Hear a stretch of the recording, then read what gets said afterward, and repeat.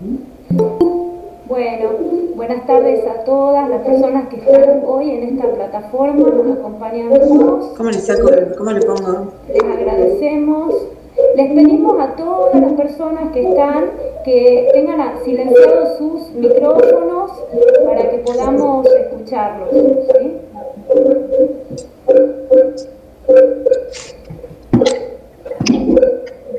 A ver. A ver aquí. Eh, Doctora Emilia del Grosso, si puede apagar su micrófono, por favor, porque está interfiriendo. Ahí está. ¿Sí? Si Bueno, te podés conectar. ahora sí, buenas tardes a todas, a todos, a todos los que están acompañándonos.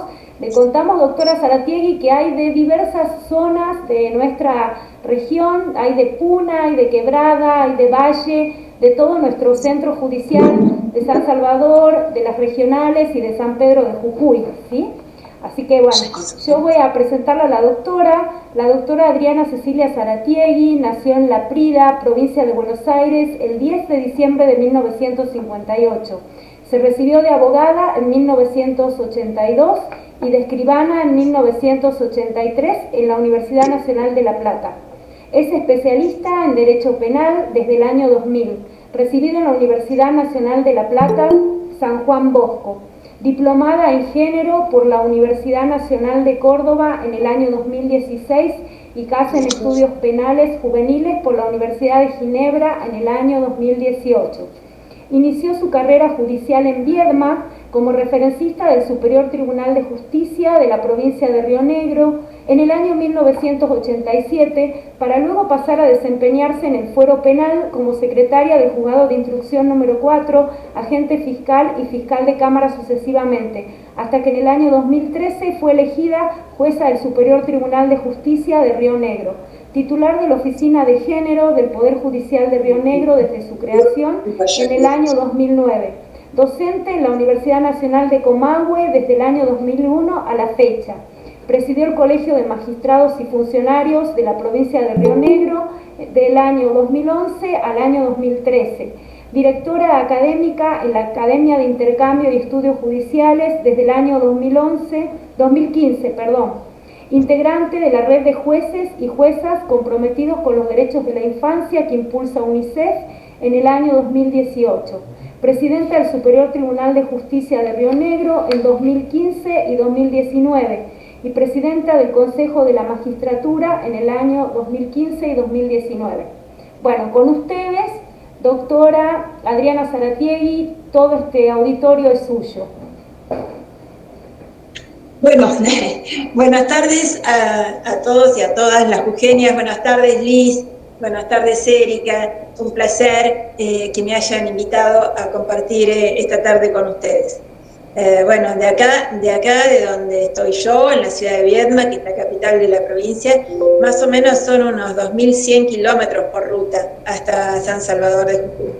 Pero bueno, no me es difícil imaginarme en Jujuy porque he estado allí, así que recuerdo su cerros, me puedo situar en Pumamarca, ver el Cerro de los Siete Colores, en Tilcara, en la plaza, en las ruinas, en la emoción que me produjo cuando vi la bandera que Belgrano obsequiara al pueblo jujeño, ¿no? En ese magnífico mueble, me acuerdo, un mueble magnífico hecho por ebanistas de la provincia. Y bueno, y también me acuerdo de las empanadas que me comía en La Plata, en un lugar que se llamaba justamente La Tacita de Plata, ¿no? Así que me comía empanadas auténticas jujeñas. Bueno, un gusto realmente estar aquí.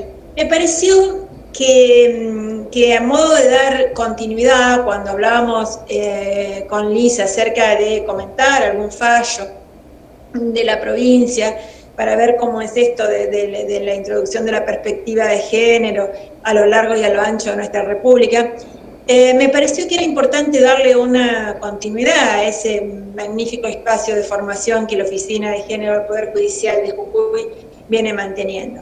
Y entonces voy a tomar como alumna, digamos, que soy también, porque nosotros no tenemos experticia en la materia, no tuvimos esa formación en nuestras carreras de grado. Creo que actualmente además no son tantas las universidades que la incorporan.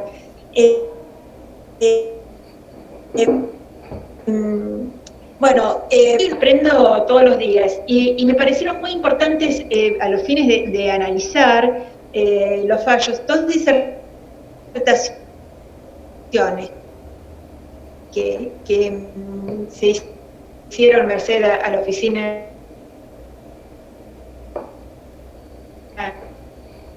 de Jujuy. Una, la de la doctora Chenari, que toma el de Chile para la aplicación del derecho de igualdad y del principio de la no discriminación.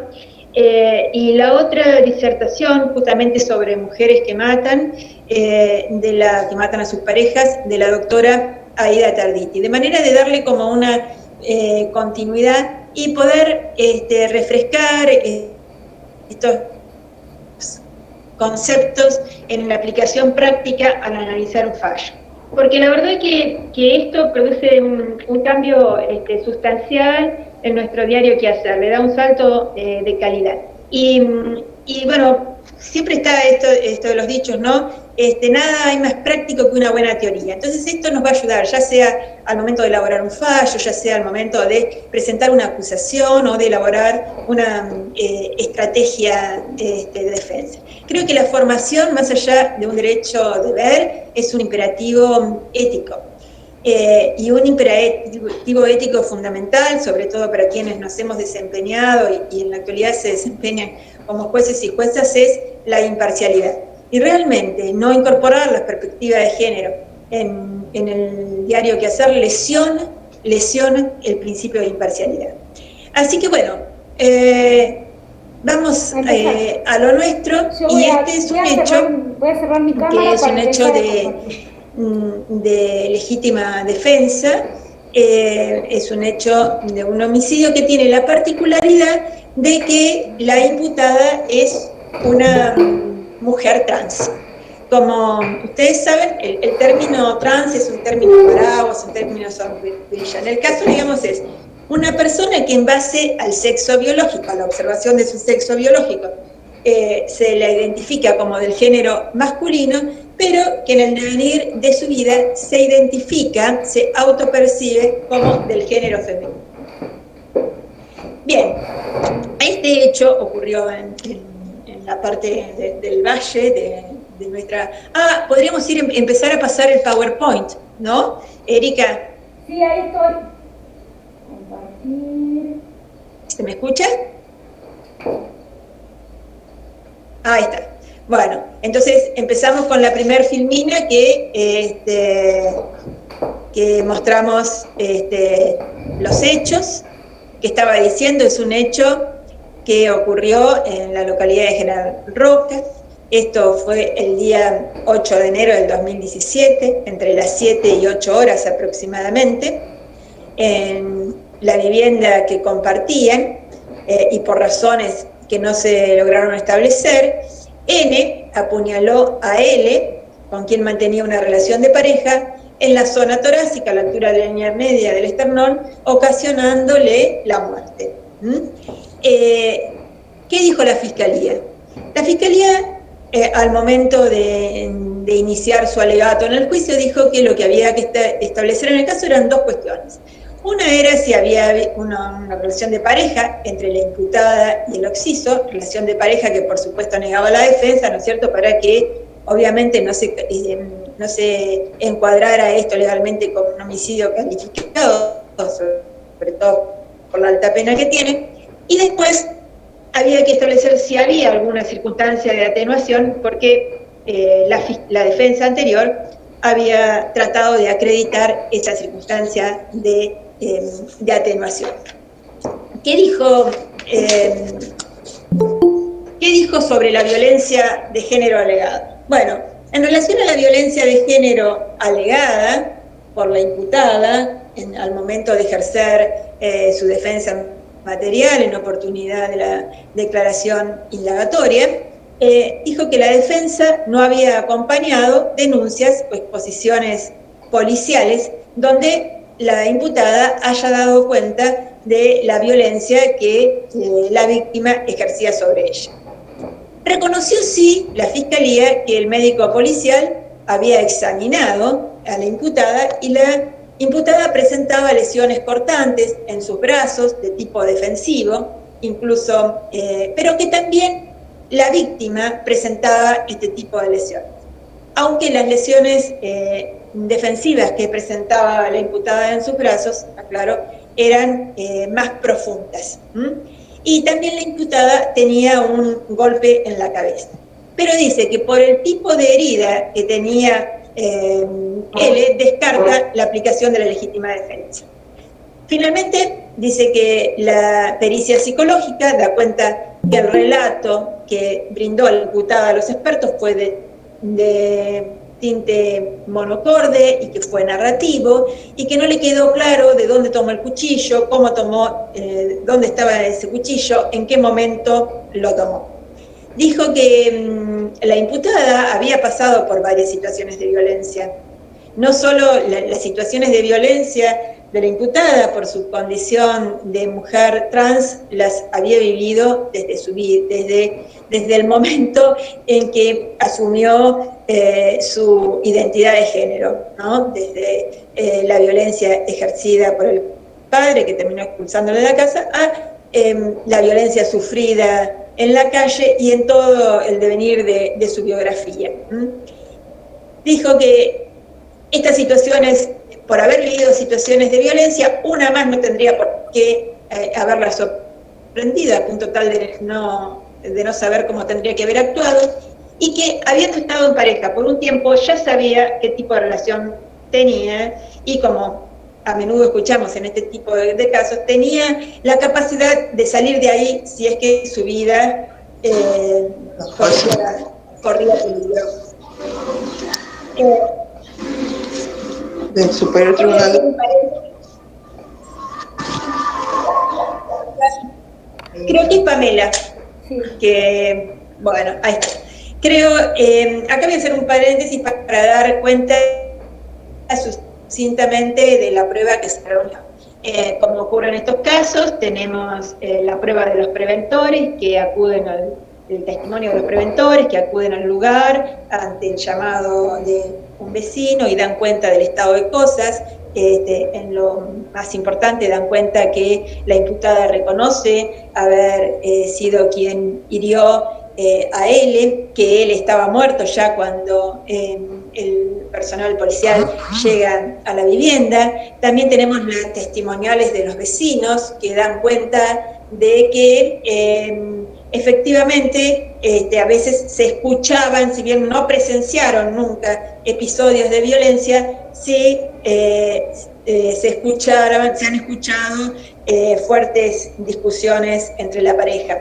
También tenemos la testimonial de amigas de la imputada que dan cuenta de la violencia que él ejercía sobre la misma, que a veces la encerraba, que no la dejaba salir, que otras veces la expulsaba, que la obligaba a trabajar, que trabajaba sexualmente y que debía entregarle el dinero para pagar el alquiler y para que se compren la droga. Ambos eran ambos adictos a las drogas, más precisamente al crack.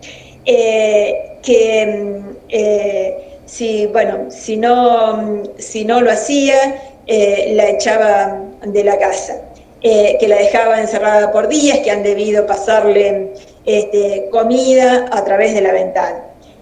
También la madre y la tía de la imputada se brindaron su declaración testimonial, dando cuenta de todos los episodios de violencia sufridos, primero en el seno de su familia, donde el padre hasta incluso le emprendía a rebencazos con N para hacerla macho, según sus dichos.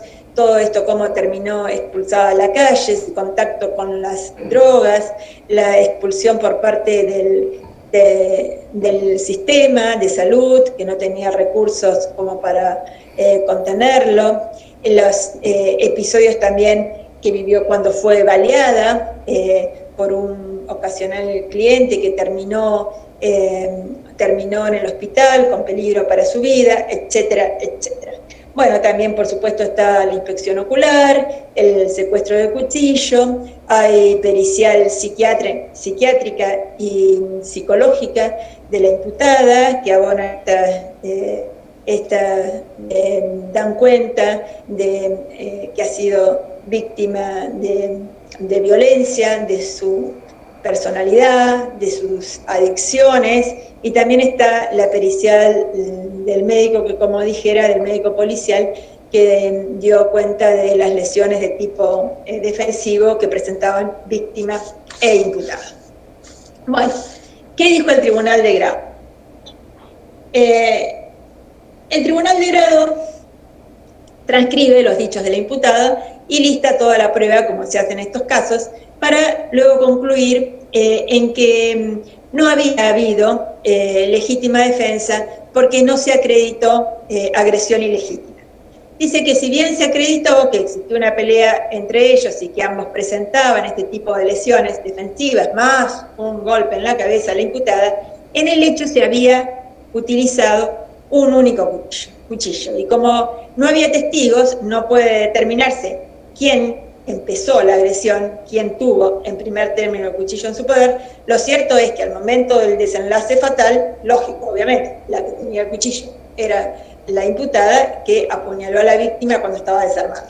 Entonces dice, bueno, como no acreditamos la agresión ilegítima, ello nos exime de adentrarnos en el análisis de los otros dos requisitos que lista el artículo 34, inciso sexto del Código Penal. Esto es, no vamos a analizar ni la necesidad racional del medio empleado, ni la falta de provocación suficiente por parte de quien se defiende, porque si bien por su condición de género la imputada ha estado en una situación de mayor vulnerabilidad, esto no es suficiente al momento de excusarla penalmente del hecho cometido. Máxime, dice, y conforme quedó probado en la causa, la imputada era quien proveía los recursos materiales de la relación, por esto de que él no trabajaba o era escaso lo que traía, creo que por ahí estaba en una cuestión de estacionamiento, pero la que mantenía, digamos, el alquiler y el resto de las cuestiones de las necesidades imputadas.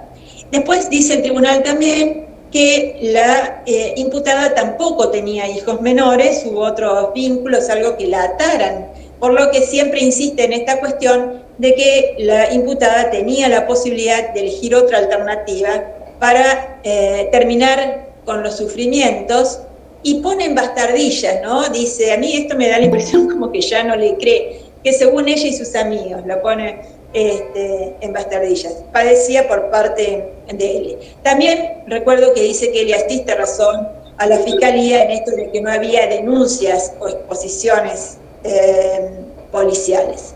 Bueno, hasta aquí los argumentos que da para condenar. Seguimos con la siguiente. Para condenar a la imputada, seguimos con la siguiente diapositiva, para condenar a la imputada como penalmente responsable del delito de homicidio agravado por la relación de pareja con la víctima con circunstancias extraordinarias de atenuación. Porque en los términos del artículo 45 del 80 inciso primero, por la calificación, e infine por las circunstancias de atenuación. Porque si bien no tiene en cuenta el tema de la violencia, el tema de la pericial psiquiátrica y los testimonios de amigos y familiares y vecinos, dice que esto sí sirve a los fines de atenuar la pena. Bueno, acá estamos hasta aquí con la introducción del caso. Vamos ahora, como decía, a ver qué aprendimos de lo que nos dijo Soledad Gennari y de lo que nos dijo Aida Tardini. Estamos viendo ahí en pantalla, entonces, cuáles son los pasos de esta matriz de análisis del cuaderno Buenas Prácticas de Chile. Primero, identificar el caso correctamente, luego análisis y desarrollo del caso, valoración de las pruebas, examen normativo, revisión, qué jurisprudencia, qué hay en doctrina y qué me puedo apoyar, y en la sentencia. Vamos entonces primero a ver, en orden a identificar el caso correctamente. ¿Cuáles son las preguntas que nosotros nos podemos hacer? ¿Tomaron en cuenta la fiscal y el tribunal el contexto de violencia de género? ¿Se visibilizaron otras violencias? ¿Se tuvo en cuenta que la imputada pertenecía a una categoría sospechosa? Esto es, ¿se tuvo en cuenta su condición de persona trans y la situación de vulnerabilidad que deriva de ella, además de otras causales de vulnerabilidad? Esto es, se tuvo en cuenta la interseccionalidad, mujer pobre, mujer trabajadora sexual, trans, pobre, adicta. En orden al análisis y desarrollo del caso, ¿se identificaron las relaciones de poder que había en esa relación? ¿Se identificaron estereotipos, mitos y prejuicios en la intervención del tribunal y la fiscalía? Bueno, ustedes son un auditorio calificado y seguramente sí, cuando estábamos leyendo los argumentos a uno le da ganas de ya ir diciendo algo, ¿no? Claro que sí, claro que se identifican. ¿Qué es tener en cuenta el contexto de violencia de género? El contexto de violencia, tener en cuenta el contexto de violencia de género es analizar los hechos en el entorno en que estos se dieron. Es ver si estos hechos se dieron en un contorno de desigualdad, si se dieron en un contexto de una relación asimétrica de poder. ¿Cómo era el entramado de esa pareja? ¿Había discriminación? ¿Había otras violencias? Bueno, de los testimonios y de la evidencia médica, porque esto es otra cuestión que también nos enseñaban en las disertaciones que dieran Soledad y Aida. Tenemos esta cuestión de que nos centramos siempre en la violencia física y nos olvidamos de ver para el contexto si además había otras violencias. Nunca vamos a tener solo la violencia física, porque yo digamos, siempre me lo pregunto hasta el día de hoy, digamos, con los certificados. Es decir, a mí me pegan una cachetada, a mí viene mi marido y me pega una flor de cachetada. Bueno, ¿cuánto pasará? ¿Cuánto me dolerá? Yo creo que en escaso tiempo no me duele más la cachetada. Lo que me duele es lo que esa cachetada me produce a nivel psíquico, a nivel de autoestima. Eso es lo que me duele. Y eso no se me va a pasar en un día. Capaz que no se me pasa en años. Y los certificados que tenemos, no obstante que desde siempre, digamos, yo estudié Derecho Penal, no sé, en el año 79, y ahí aprendí cuál era el bien jurídico protegido, y en los casos de lesiones, la salud física, y ahí aprendí que la salud tenía que tener en cuenta la definición que daba la OMS, y aprendí que la salud no es solo la física, sino que es un concepto integral, que es la psíquica, ¿no? Pero sin embargo, todas las lesiones que veo en tribunales y que veo denunciadas son las lesiones físicas. Y las lesiones psíquicas, ¿por qué cuando certifican en el hospital, por qué no ponen esto demandará tanto de tratamiento psicológico, por ejemplo?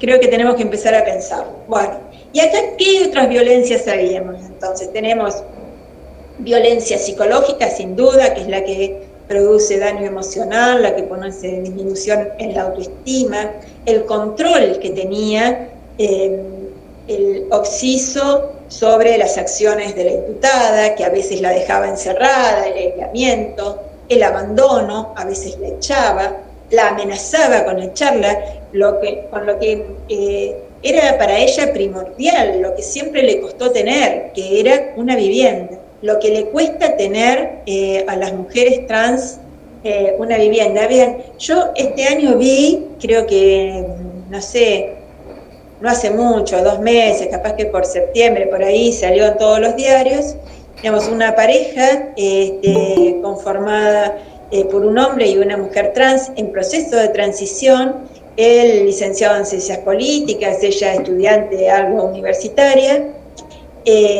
una pareja hermosa, la verdad, que al momento ya de concretar el alquiler fueron honestos y hablaron de esta condición de la mujer trans y salieron incluso los WhatsApp de inmobiliaria que decían, no, se echó para atrás, el propietario es homofóbico, ¿no?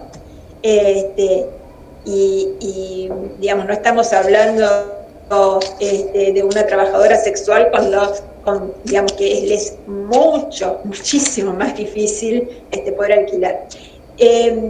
Me gustaría en esto hacer como una pequeña mención, porque me parece que está bueno mencionar a la gente común, a la gente casi de a pie, que hace grandes cosas y que por ahí no se conoce. Y hay una monja que se llama Mónica Astorga, que es de las Carmelitas Descalzas, de la congregación de las Carmelitas Descalzas, y que logró, con auxilio del gobierno, no sé si la construcción, no me acuerdo la cantidad, no sé si son 6 o 12, la verdad, viviendas para mujeres trans en la ciudad de Neuquén. La emoción y la alegría que tenían esas mujeres no se puede crear. Fue con un comodato, hizo todo el acuerdo con el gobierno, se las dieron en comodato y eran propietarias la congregación. Y bueno, por supuesto, yo me imagino esta monja Mónica Astorga lo que debe haber tenido que luchar y las resistencias que tiene que haber vencido. Pero ella dice que siempre contó con el aval del Papa, quien le manda saludos para sus chicas. Así que bueno, de esta situación, amenazarlo con esto, amenazar con no tener, con dejarla otra vez en la calle, otra vez en ese lugar de peligro y en absoluta falta de contención, minaba psicológicamente a la imputada. También violencia sexual, porque ella era trabajadora sexual, pero la hacía trabajar todo el tiempo, la explotaba, y él se quedaba con el producido de ese trabajo, ¿no? Ahí tenemos también violencia económica, porque sustraía sus ingresos. Y tenemos a lo largo de toda la vida de N, tenemos una violencia institucional, por todos los obstáculos que fue teniendo en el acceso a los servicios del Estado. Salud por empezar. Todo el tema de su adicción. Bueno, la otra cosa que teníamos que considerar, esto en cuanto al contexto, la especial condición de la imputada, que ya venimos diciendo era una mujer trans, y ya venimos diciendo lo que significa en la historia de las mujeres trans la asunción de la identidad. Es un punto, realmente es un punto de inflexión en su vida. A partir de allí van a enfrentar todo tipo de discriminación y todo tipo de exclusión, económica, social, etc. Cuando no la expulsan de la casa, que es algo bastante normal, las expulsa del sistema escolar.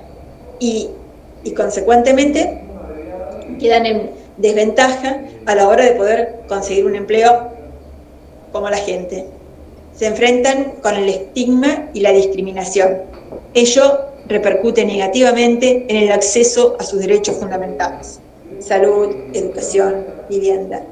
En Argentina, casi todas las mujeres trans viven en la pobreza y la indigencia.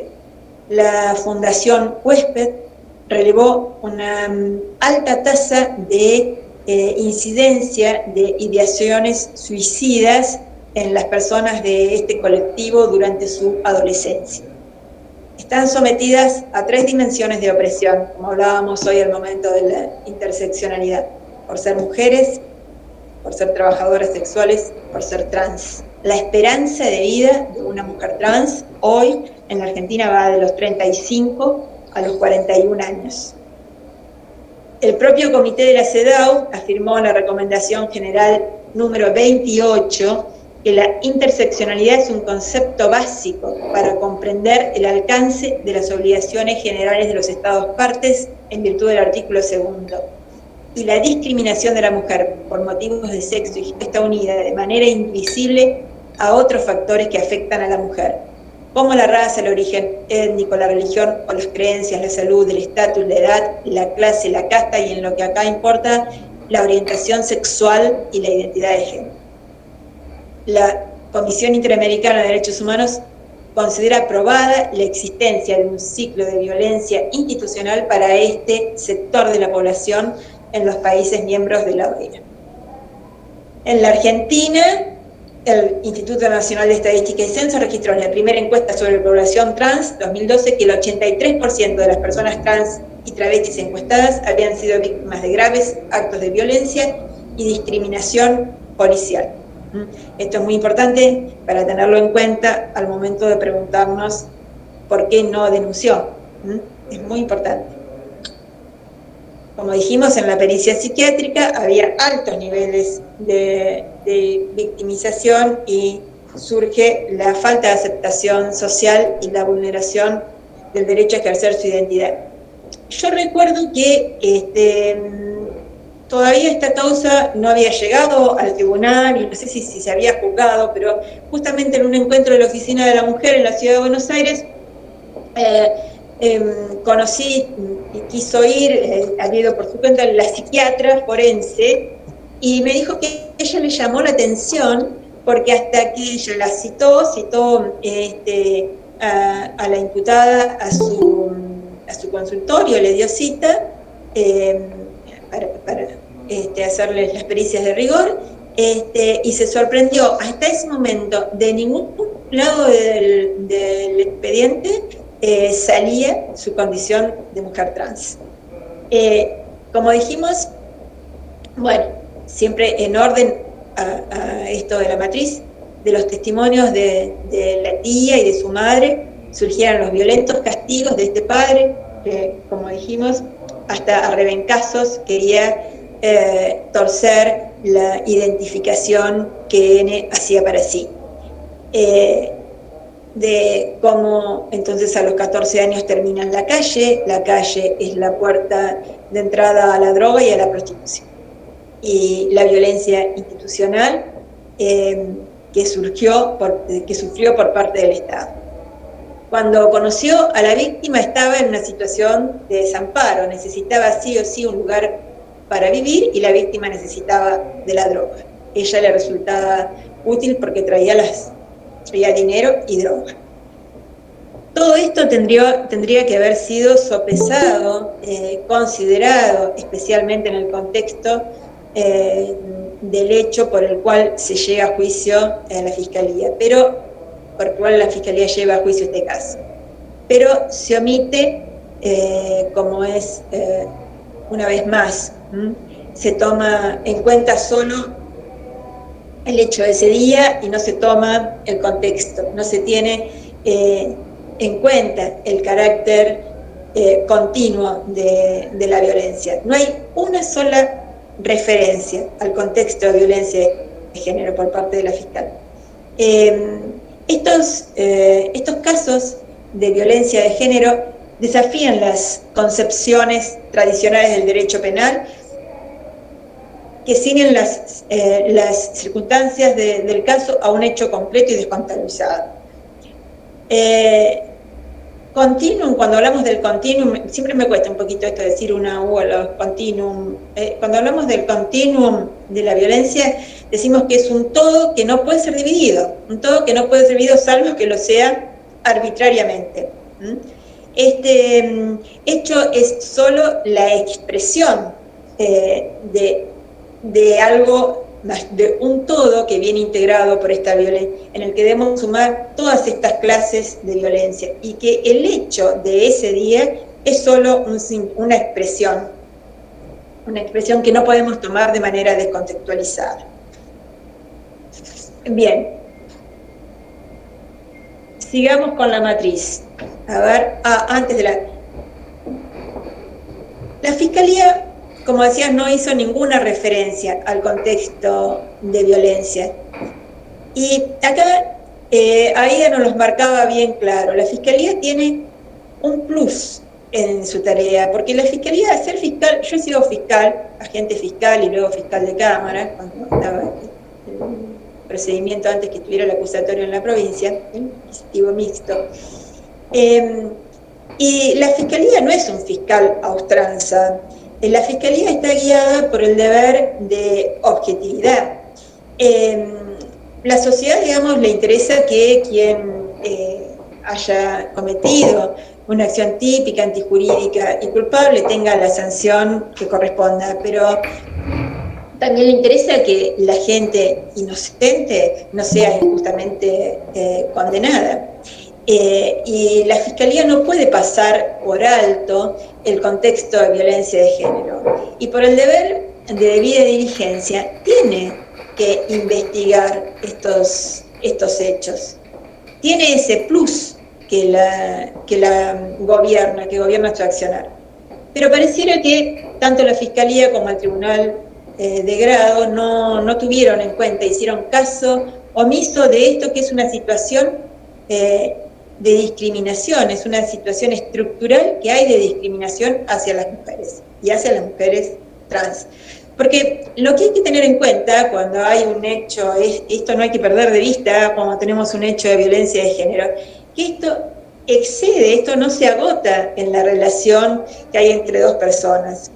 Esto se origina en una cultura, en un sistema, o sea, que es el patriarcado, que, como me gusta decir a mí, siempre está vivito y coleando. Se origina porque hay una cultura, un sistema que considera a los varones superiores y a las mujeres subordinadas a los varones.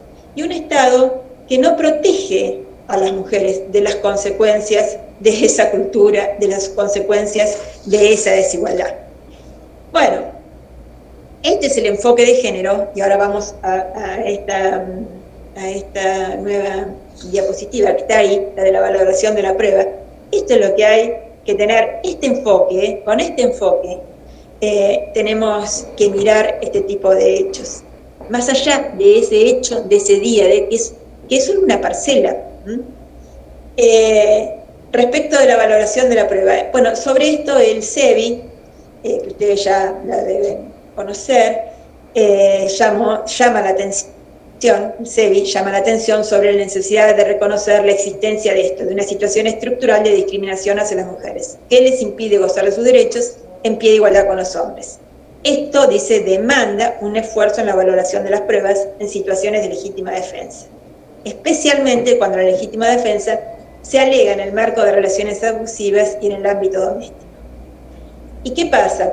¿Por qué dice el CEBI que esto es importante? Porque no valorar las pruebas de un caso con un enfoque de género trae este mensaje tan malo para toda la sociedad. Conlleva a reproducir sesgos que invisibilizan la violencia contra la mujer, contribuyendo a la imperante impunidad que rodea este fenómeno. Y después también acá está, contribuyendo a la imperante impunidad que rodea este fenómeno.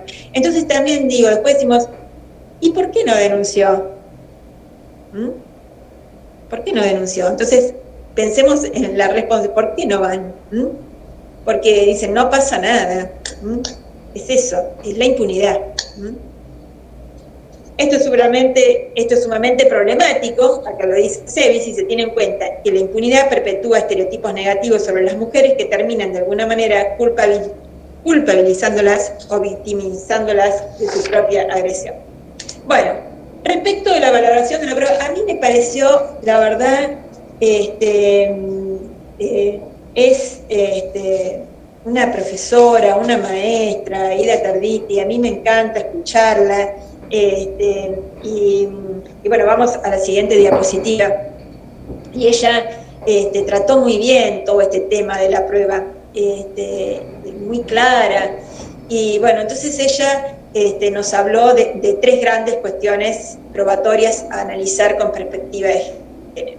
Primero, analizó cómo se distribuyen las cargas de la prueba entre la Fiscalía y la Defensa. Después habló del ensanchamiento del objeto de prueba, dijo que va más allá del hecho y de la participación.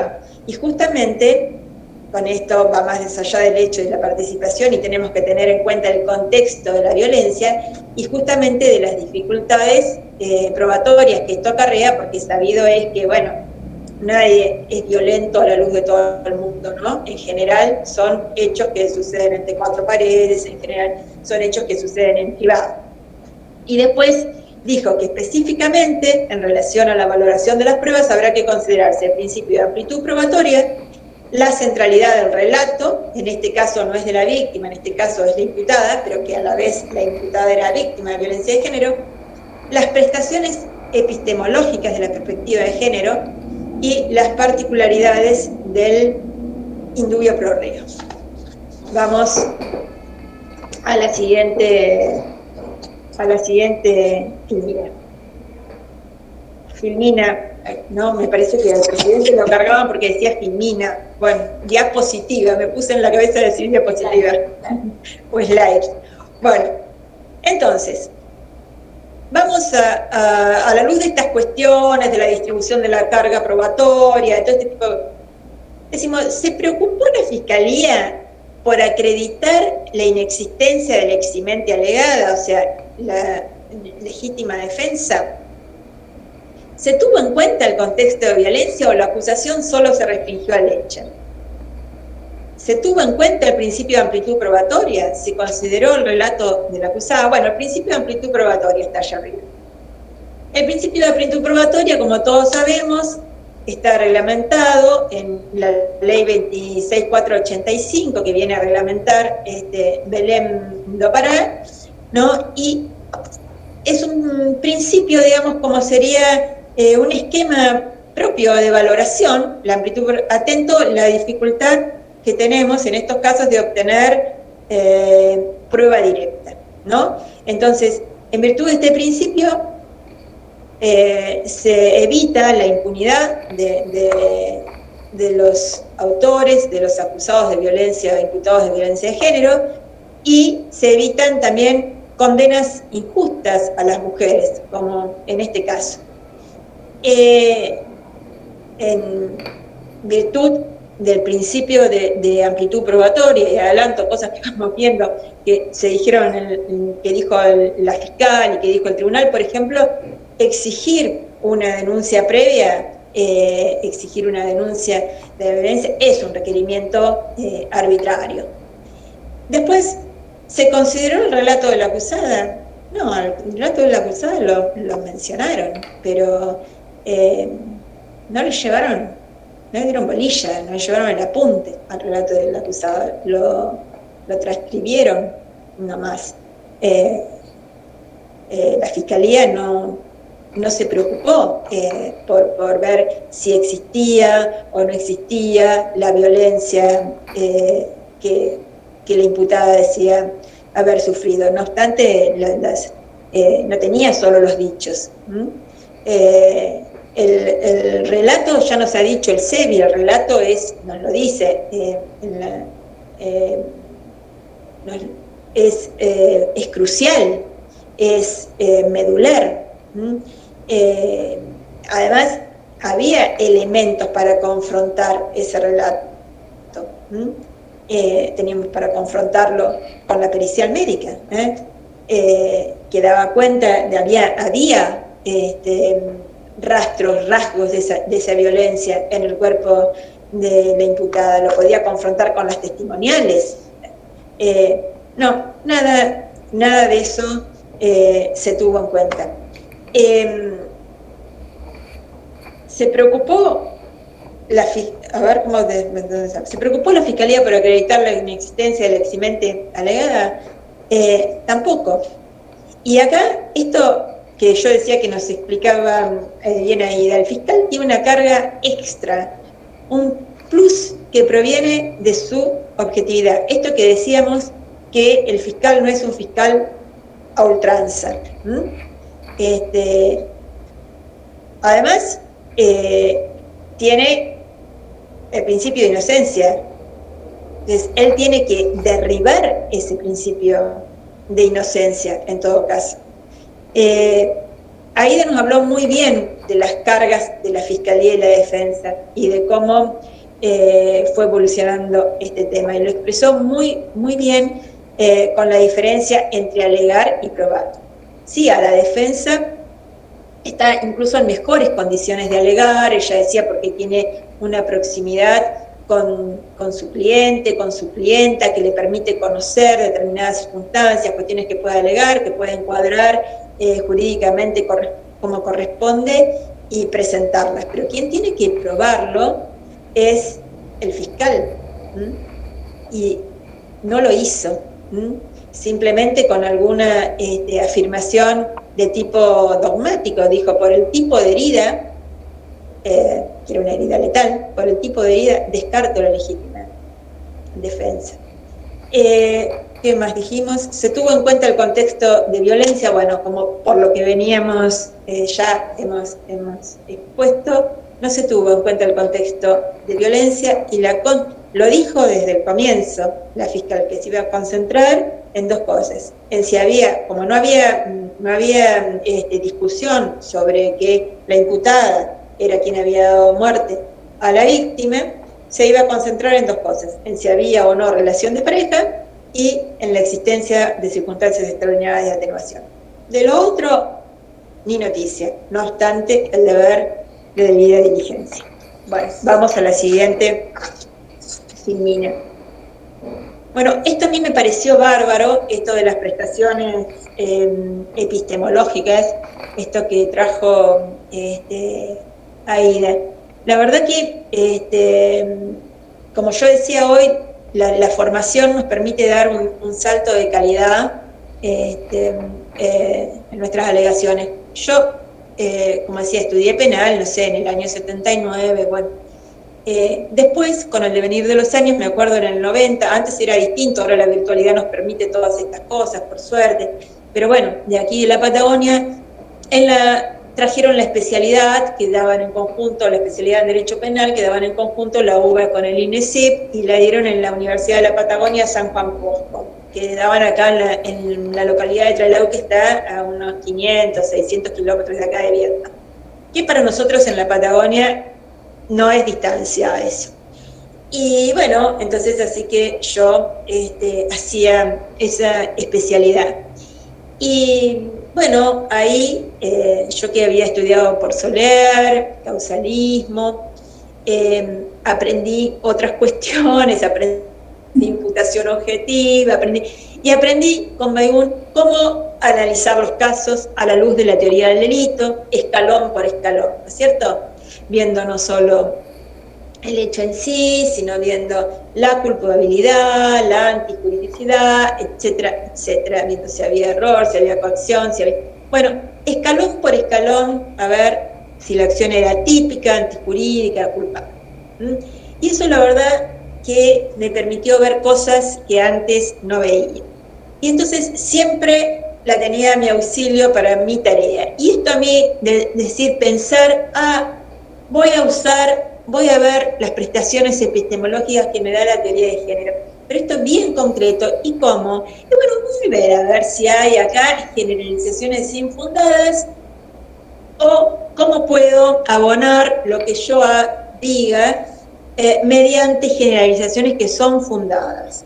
Que son fundadas porque es una teoría que está aprobada, que tiene consenso científico, etcétera, etcétera. Y bueno, esto yo me puse a ver con estos ojos que decía. Quiero decir una aclaración importante antes de seguir. Acá no se trata de destruir el trabajo de jueces y juezas que lo hacen a conciencia y con responsabilidad. En esto todos estamos aprendiendo, y mucho también a veces depende del lugar en que estamos. A mí eso me fue pasando. Cuando yo estaba en la Secretaría de Juzgado de Instrucción, bueno, era todo el tiempo en la trinchera, uno va sacando como puede los procesamientos, esto y lo otro, qué sé yo. El fiscal en ese momento, cuando pasé a ser fiscal, el fiscal en ese momento hacía un control de legalidad más tranquilo, miraba, entonces era más fácil advertir errores. Incluso advertía errores en expedientes que yo había estado como secretaria. Y decía, ¿cómo no lo vi? Y después Cuando era fiscal de Cámara, me era mucho más fácil revisar aquellos expedientes que me llegaban de los fiscales de grado por las apelaciones o las elevaciones al juicio, etcétera, etcétera. Y ni hablar también cuando uno está en el superior tribunal, ya ve todo armado y ve todas las argumentaciones, lo que dijo esta defensa, lo que dijo la fiscalía en aquella oportunidad, etcétera, etcétera. Se trata de que construyamos y que aprendamos en todo caso de nuestros errores y que tengamos este ejercicio. También el superior tribunal, cuando por ahí viene algo de la corte, sí, la pucha, tiene razón lo que dice. Entonces, se trata de construir. ¿Cuáles son las generalizaciones infundadas? Tiene razón. Sí, ahí está. Bueno, ¿cuáles son estas generalizaciones infundadas que advertimos? La primera, dice la fiscal, N ha pasado por varias situaciones de violencia y una más no la habría sorprendido al punto de no saber cómo tendría que haber actuado. Considero que podría haberse tratado de irse, de ese lugar. Habiendo estado en pareja, ya sabía qué tipo de relación tenía. Tenía la capacidad para poder salir de ahí si corría riesgo su vida. Sabemos que ella tenía trabajo y más cuando no era la primera vez que sufría violencia, se tendría que haber ido. Desde muy chica vivió en la calle y podría haberse alejado de ese departamento. Es como que le dice, bueno, podría volver a la calle, más o menos. Me gustó esto que le contestó la defensa y lo puse. Dice, ¿tenía un máster por ser víctima de violencia? Al contrario, cuanto más se reiteran las situaciones de violencia, la consecuencia lógica es socavar esa capacidad. Si no desarrolla un mecanismo de defensa, empieza a tener una autoestima baja y esto la lleva a naturalizar y no poder salir de esas situaciones.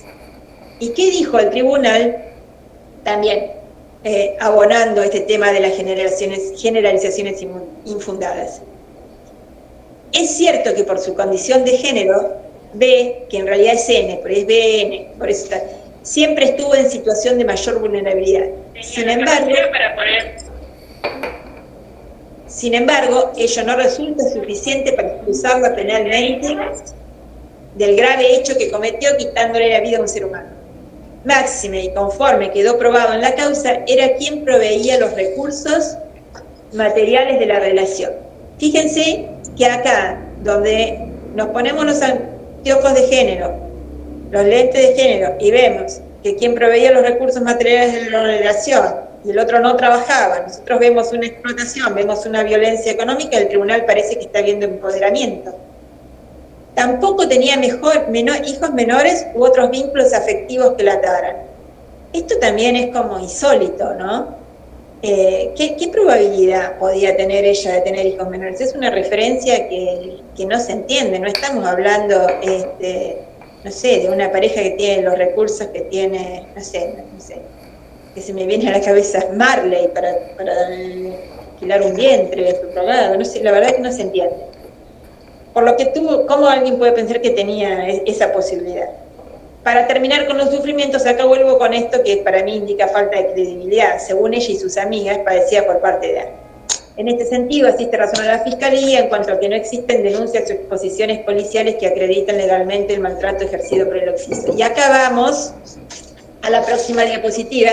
Ya tendremos que pasar la que viene y la otra, la próxima, que son los por qué, porque esto lo vemos y lo tenemos recontra escuchado y son argumentos bastante reiteradamente utilizados. ¿Por qué no se fue? ¿Por qué no denunció? ¿Por qué no me lo contó? ¿Por qué no se fue? Por un lado, esta pregunta pareciera asumir que si abandona el hogar, que es una solución irse, que si abandona el hogar, la violencia terminará, ¿no? Esto, el CEI, ahí cita en su documento sobre violencia contra las mujeres y legítima defensa y violencia contra las mujeres, y dice que irse de la casa es el máximo acto de rebeldía contra la tiranía, que genera altísimos niveles de ira y agresión en el agresor, susceptibles de terminar con la muerte de la mujer. Es muy peligroso irse de la casa. Por el otro lado, esta afirmación de por qué no se fue cuestiona la credibilidad de la mujer. Dice, si era víctima, ¿por qué no se fue? Mira que se va a quedar. Y finalmente, como parece sugerir la fiscal, pareciera ser que si no se fue, ella asumió el riesgo. Por algo se quedó. Perdón, la verdad que Adriana, no me gusta el dicho, pero pareciera ser casi es como invocar la propia torpeza, decir, bueno, nadie puede alegar su propia tarjeta. Es como decir, el dicho que no me gusta mucho, pero es como decir, bueno, si le gusta el durazno, la pelusa, no sé. Disculpame, Adriana, pero hay alguien que que está compartiendo la pantalla y no podemos ver cómo siguen las filminas. María Eugenia Bustelo, te pido a ver que salgas para atrás, así podemos seguir presentando las diapos. Gracias, perdón. No, por favor. Estábamos en el por qué. Sí. No sé. Ahora ya cuando ella corte podemos seguir con las filminas, pero vos seguí adelante y yo te acompaño. Tranquila. No, está porque alguien está compartiendo la pantalla y entonces no pueden ver ellos la pantalla. Tiene que esa persona dejar de compartir la pantalla. ¿Va bien? ¿Sí?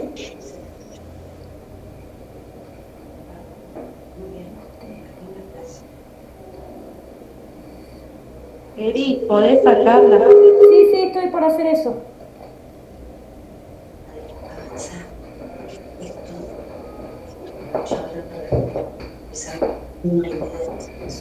Bueno.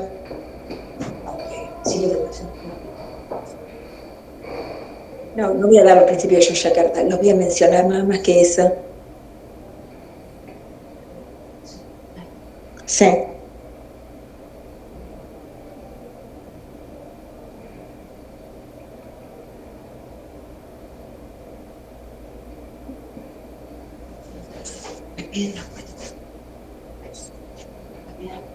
No sé. Menos mal que está tu teléfono, creo que no sé qué es, sería 30%.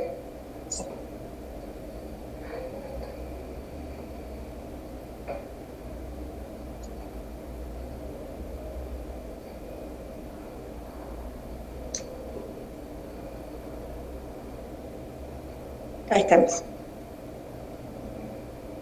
Aquí nos quedamos. Bueno, aquí nos quedamos. Entonces pasamos a por qué no denunció. Bueno, el derecho de acceso a justicia es un derecho que está consagrado en numerosos instrumentos internacionales. En cuanto a nosotros nos importa, en Belén do Pará, en la CEDAW. Lo cierto es que la inefectividad judicial crea un ambiente facilitador de la violencia doméstica o de la violencia de género. Las mujeres muchas de las mujeres tienen la impresión de que nada va a pasar y que lo que va a pasar es que va a aumentar la ira del agresor y va a aumentar el peligro para su vida.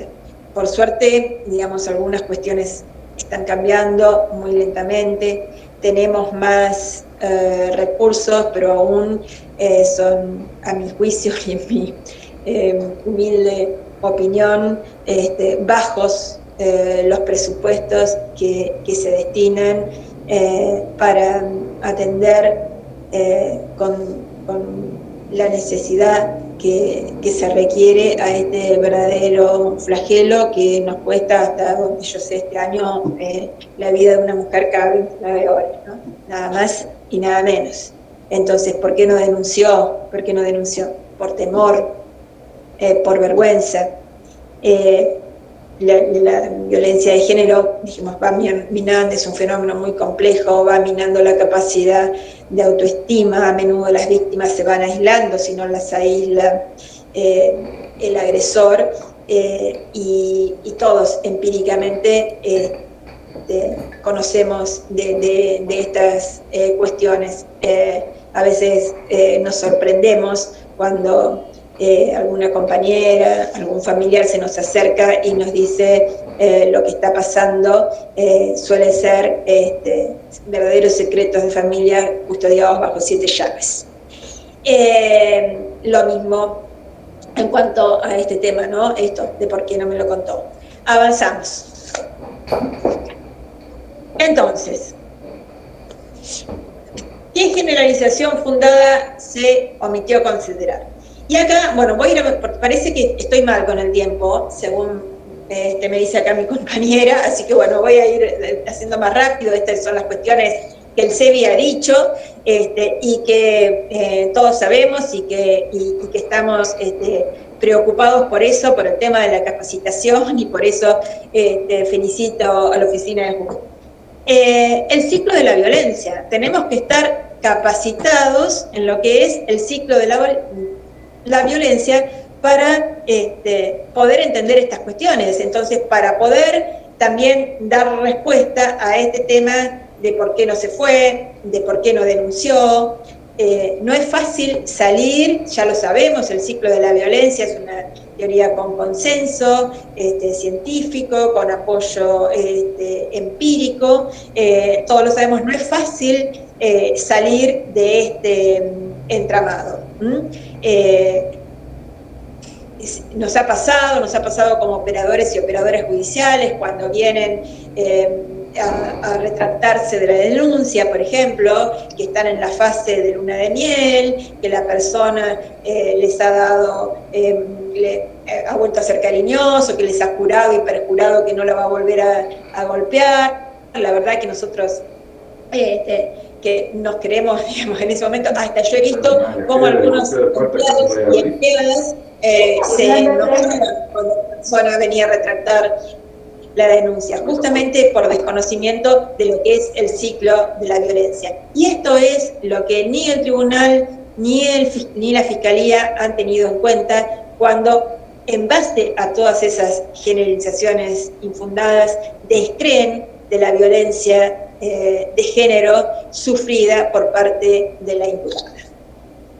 Otra cuestión que Aida nos analizaba, nos decía que debemos pensar, es el tema del principio in dubio pro reo. El principio, el in dubio pro reo, en la duda a favor del reo. Acá tenemos jurisprudencia de la Corte frente a hipótesis de hechos contrapuestos en el derecho procesal penal, el in dubio pro reo y la prohibición de non liquid, cuando algo no está muy claro, le imponen al juez inclinarse por la alternativa fáctica que resulta más favorable al imputado. En este caso, también específico en materia de género, tenemos a Leiva de la Corte Suprema de Justicia. Volviendo a la matriz, acá la matriz se pregunta en cuanto al examen normativo, si ha habido mención de las normas por parte de la sentencia concernientes a los tratados de derechos humanos, al tema de la discriminación y acceso a la justicia. Nada, por supuesto, porque, digamos, no los ha tenido justamente en cuenta, así que nada. Tampoco se analizó esta figura de la legítima defensa, desde la que está pensada para el varón, desde una perspectiva androcéntrica, tampoco se analizó porque directamente no se tuvo en cuenta, y mucho menos se tuvo en cuenta, como decía, el principio in dubio pro reo. Cuando no se tuvieron en cuenta las diferencias, digo, lo único que se tuvo en cuenta es para comparar la similitud física que había entre víctima e imputado, pero se hizo caso omiso de toda diferencia de poder en la relación, de la relación asimétrica que existía entre víctima e imputado. Tampoco pasamos y se consideró jurisprudencia aplicable al caso en materia de legítima defensa en casos en que ha mediado violencia de género y en cuanto a la carga de la acreditación de sus presupuestos. Bueno, tampoco fue considerada. Yo acá quería dejar, ustedes ya lo saben, aunque estas dos cosas son posteriores a los fallos, es la diapositiva que viene, son posteriores, la recomendación general número 1 del MESECVI, que es sobre legítima defensa y violencia contra las mujeres, que ustedes sin duda la deben conocer, y también las consideraciones del comité CEDAW, en X contra Timor Oriental, que es del 25 de abril del 2018, que refuerzan el carácter federal del agravio. Esto está bueno para tenerlo en cuenta cuando se interpreta la legítima defensa sin perspectiva de género, porque estos documentos tienen que ser considerados por los tribunales locales al momento de realizar el control de convencionalidad, porque es jurisprudencia compatible con que está emitida por los órganos de aplicación de la Convención de Belén do Pará, como es el MECEDI o el CEDI, como lo conocemos, su fórmula abreviada, y también el Comité CEDAW. Timor Oriental fue una petición individual en un caso donde no se había considerado la legítima defensa, pese a los reiterados o al estado permanente de una mujer víctima de violencia, y el Comité CEDAW consideró responsable a Timor Oriental, al Estado, porque no tuvo en cuenta estos constantes episodios de violencia doméstica, no tuvo en cuenta el trato dispensado durante todo el proceso a la imputada, siendo que además era, además de mujer, era una madre lactante. No se tuvo en cuenta la consideración de su testimonio, bueno, y su especial situación de vulnerabilidad. Es interesante. Bueno, nosotros ya tenemos un fallo muy importante, que también ustedes sin duda ya lo deben haber conocido, ya lo deben haber analizado, que es Leiva María Cecilia sobre homicidio simple. Si mal no recuerdo, este caso era de Catamarca, y fue muy clara la Corte ahí cuando dijo que la mujer víctima de violencia en el ámbito doméstico no tiene la obligación de aguantar y no defenderse. Fue muy claro, dijo, no hay no hay deber de solidaridad, ese deber de solidaridad mal entendido, que restringiría en todo caso el uso de esta causal de justificación en los casos en que hay una relación de pareja. Acá lo dice bien en claro cuando nosotros decíamos esto de tener en cuenta el ciclo de violencia, ¿no? Una generalización fundada, para darnos cuenta que la otra generalización es infundada, cuando dice todas esas propuestas, denunciar, huir con su hija, separarse, parecen únicamente realizarse en el reino de lo ideal, pues la realidad plasmada en las estadísticas demuestra lo opuesto, reflejando la imposibilidad tanto objetiva como subjetiva de escapar fácilmente del círculo de violencia doméstica, que, como decimos, entrampa a la mujer. La Corte Suprema también se expidió en relación al onus probandi, o sea, la carga de la prueba, y dijo que, porque antes nosotros repetíamos como un mantra sagrado y decíamos, el que alega la eximente debe probarlo, el que alega la eximente debe probarlo, ¿no? Bueno, no es así. La Corte lo ha dicho bien claramente, el onus probandi corresponde a quien acusa, y la duda debe ser usada en beneficio de la acusada, porque recordemos que acá dice, como no sé quién empezó la agresión, y al momento de no sé quién empezó la agresión, no lo puedo tener porque no hay testigos, y como no sé, y al momento de matarlo seguro lo tenía la imputada, bueno, no sé, pero no se fija tampoco en los cortes que tiene profundos en sus brazos. Bueno, la demostración fehaciente de la culpabilidad es un requisito indispensable para la sanción penal, de modo que la carga de la prueba recae en la parte acusadora y no en el acusado. Esto también lo dijo bien en claro Aida, el fiscal no tiene que probar solo el hecho y la participación, tiene que probar también el injusto, tiene que probar que la conducta fue antijurídica y tiene que analizar, a ver, cuando él va por estos escalones de la teoría del delito, dice, ¿fue antijurídica o tuvo algún permiso? O el derecho le dio algún permiso a la imputada para actuar de la manera que actuó. Y si pienso que no tenía ese permiso, tengo que probar que no tenía ese permiso. Sigamos. La Corte lo dijo muy claramente y también lo dijimos nosotras, porque tampoco, también lo dijo el Superior Tribunal de Río Negro, dijo las causales de justificación no deben ser acreditadas por el imputado. Es a la acusación a la que le corresponde probar los elementos para arribar a la inexistencia de las circunstancias que las implican. Esto es la certeza negativa de aquellas que forman parte de la defensa formal y material sostenida. Hay aportes de la doctrina, yo creo que estoy mal de tiempo, hay aportes de la doctrina también a considerar. Ya la doctrina esta que hablaba de que había en ciertos contextos familiares había una limitación de la legítima defensa por especiales deberes de solidaridad, esta no es ya la doctrina dominante, por suerte, había algunos exponentes de esa doctrina, recuerdo de Jacobs, y siempre se cita, ahí está, lo pueden leer, siempre se cita como en apoyo de que esto no es así, a Roxin. Acá lo dice claramente, nadie tiene por qué correr riesgo de sufrir lesiones graves y a estos efectos se entienden por tales las que precisan tratamiento médico. Por tanto, una esposa, dice Roxin, podrá, en caso necesario, defenderse incluso con un cuchillo o un revólver contra su marido. Ahí veo que está pasando a mi marido aterrorizado. No. Bueno. Núñez también se puede citar. Bueno. ¿Qué dijo el Superior Tribunal de Justicia? El Superior Tribunal de Justicia entendió admisible el recurso de casación solamente en lo relativo a la temática de legítima defensa.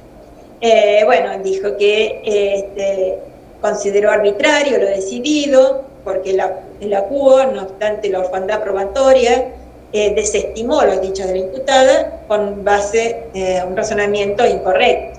Dijo que no le cree al imputado porque la herida demuestra que actuó con dolo directo de homicidio. Bueno, sí, mas dicha circunstancia no fue negada por la imputada. La imputada en ningún momento negó que lo había lesionado de muerte. Y dice, si bien dice arribar a un estado de incertidumbre respecto de quién inició la agresión, lo que ya dijo, resuelve eso en perjuicio de la imputada y violenta su estado de inocencia. Bueno, aspectos que se señalan en la sentencia. Vamos a pasarlo esto porque vamos a los estereotipos que detecta la sentencia. Bueno, ya los hemos visto, pero la referencia a la inexistencia del hijo menor es cuando sería al menos improbable por su forma de vida e historia personal constatada en el expediente. La referencia ya la vimos, a la inexistencia de denuncias o exposiciones policiales que acreditaron legalmente el maltrato del que era víctima. Por favor, que nadie diga eso, ¿por qué no denunció? Que nos quede eso en claro, jueces, juezas, fiscales.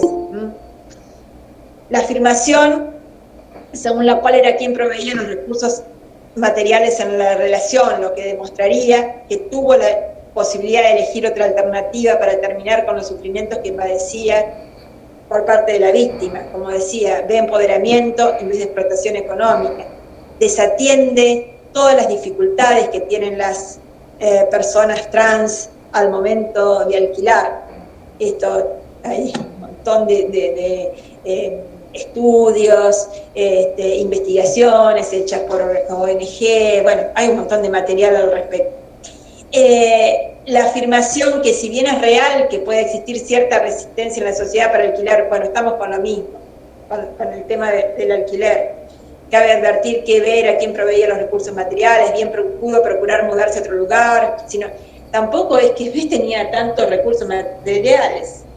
Bueno, todos estos testimonios que les decía, si ustedes buscan esto de Mónica Astorga, la monja carmelita, la alegría que tenían estas mujeres cuando consigue casa, todos los testimonios, o bueno, este caso que les decía, de Infobae, esto está, ni bien se enteran que son trans, listo, no le alquilan, o si no, la manera más elegante es que le piden un alquiler superlativo. Bueno. Seguimos. Las conclusiones del tribunal. Entonces, la Cámara invirtió la carga de la prueba, contrariamente a lo que le indicaba la doctrina legal, que bueno, la inexistencia del eximente, en todo caso, la tiene que probar la Fiscalía. Aplicó erróneamente el derecho sustantivo, entonces al descartar la existencia de de defensa legítima por parte de B y establecer una condena penal cuando se imponía la absolución de la nombrada. A veces la tengo como B, que era el nombre, y N es el apellido. Perdón que la próxima voy a adecuar. Bueno, incurrió en graves defectos de motivación. Este es otro imperativo ético que tenemos los jueces y las juezas y los operadores. Nosotros tenemos que motivar nuestras decisiones, dar razones de por qué lo hacemos. Y bueno, acá esto no está motivado, no se tuvo para nada en cuenta el contexto en el que se dieron los hechos, lo cual debía sí o sí incluir las especiales características de los sujetos que protagonizaron el suceso, o sea, en especial la especial condición de la imputada por su condición de mujer trans. Esa perspectiva no se tuvo en cuenta. Ello derivó en que la Cámara concluyera en la ausencia de la causal de justificación alegada, más, bueno, por tal motivo se absolvió a la imputada. Yo creo que no vamos a tener tiempo porque se va a extender más de lo que es. Yo me imagino que es noviembre, ustedes están en vísperas de estas mini vacaciones, como explicó Liz al comienzo, pero bueno, son útiles cuando tengamos en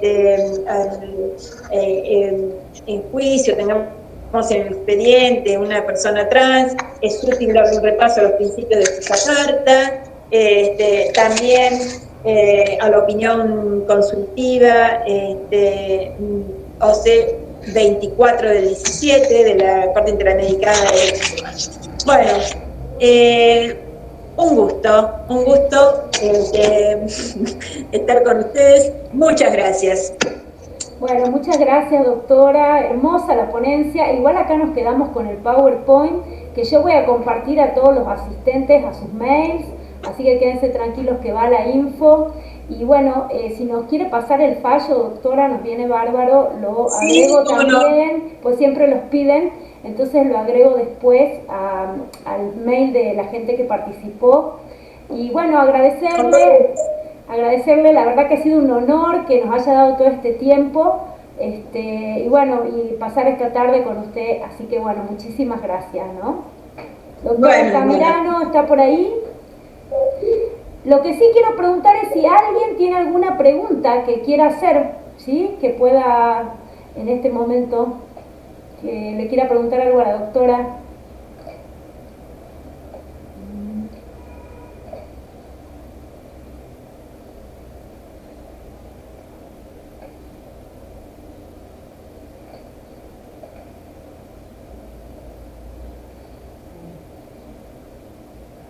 Doctor Altamirano, le escuchamos. Bueno, estaba leyendo el chat, yo coincido con lo que está escribiendo los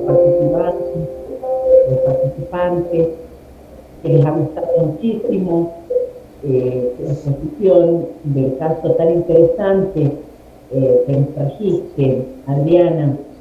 La verdad que son muy